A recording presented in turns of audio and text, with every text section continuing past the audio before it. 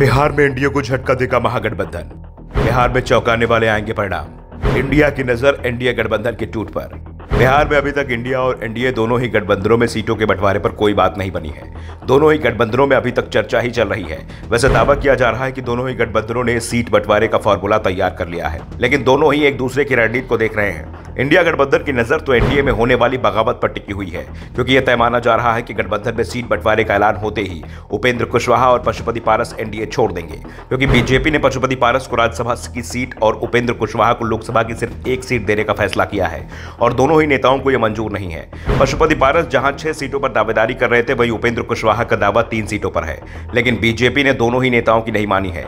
पशुपति तो जिन सीटों पर दावेदारी कर रहे थे वो सीटें एनडीए ने चिराग पासवान को सौंप दी है। चिराग और पशुपति की लड़ाई तो पहले से ही चली आ रही थी। ऐसे में पशुपति गठबंधन छोड़ने का मन बना चुके हैं। दावा किया जा रहा है कि तेजस्वी यादव और पशुपति के बीच गठबंधन को लेकर भी चर्चा शुरू हो गई है और महागठबंधन की तरफ से पशुपति पारस को 3 से 4 सीटें देने के संकेत भी मिल रहे हैं। उपेंद्र कुशवाहा को भी महागठबंधन में 3 सीट मिल सकती है। ऐसे में साफ है कि एनडीए में जिन सीटों का बंटवारा होगा उसी दिन बगावत हो जाएगी। जीतन राम मांझी के हम को जरूर बीजेपी ने अपने पाले में रखने में कामयाबी हासिल कर ली है। इसके लिए मंत्रिमंडल विस्तार के बाद हुए विभागों के बंटवारे में मांझी के बेटे संतोष सुमन को 3 भारी भरकम मंत्रालय देने पड़े हैं।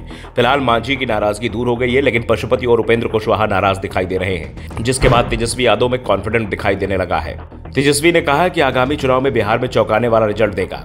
बहुत सारे टीवी चैनलों ने अपना सर्वे किया है, उनका यह काम है जो करते हैं, लेकिन बिहार के लोगों का अंडर करंट महागठबंधन के पक्ष में है।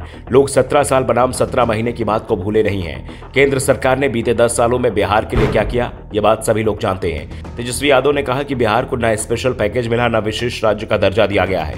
बीजेपी की सरकार ने बिहार के लिए कुछ नहीं किया, ये बात माननीय मुख्यमंत्री और उनके मंत्री भी बार बार कहते रहे हैं, लेकिन बीजेपी के साथ जाने के बाद मुख्यमंत्री जी कुछ बोल नहीं पा रहे हैं। नीतीश कुमार पर तंज कसते हुए तेजस्वी ने कहा कि वो अभिभावक है और हम उनकी मजबूरी को समझते हैं। तेजस्वी यादव एक तरफ तो बिहार सरकार और मोदी सरकार दोनों की घेराबंदी में जुटे हुए हैं, तो दूसरी तरफ एनडीए खिलाफ बिसात भी बिछाने लगे हैं। अगर तेजस्वी का दांव सफल रहा तो एक बात तो तय है कि बिहार इस बार चौंकाने वाला परिणाम दे सकता है। बिहार को इस बात का एहसास है कि इसलिए पार्टी ने सीटों का बंटवारा तय कर लिया है, लेकिन इसका ऐलान करने का साहस अभी तक बीजेपी जुटा नहीं पाई है। दावा किया जा रहा है गठबंधन में किस दल को कितनी सीटें दी जानी है, इस पर भी बात फाइनल हो गई है, लेकिन एनडीए में होने वाली संभावित बगावत के चलते दिल्ली से लेकर पटना तक खामोशी ही दिखाई दे रही है। ऐसे में कहा जा रहा है कि अगले 1-2 दिन में ही बिहार में बहुत बड़ा राजनीतिक बदलाव देखने को मिल सकता है। वैसे उपेंद्र कुशवाहा और पशुपति पारस के एनडीए छोड़ने से बिहार सरकार पर तो कोई असर नहीं पड़ेगा, लेकिन लोकसभा चुनाव में इसका बड़ा असर दिखाई दे सकता है, क्योंकि कुशवाहा और पासवान समाज की बिहार में 10% से ज्यादा आबादी है। ब्यूरो रिपोर्ट, तनव दर्पण न्यूज।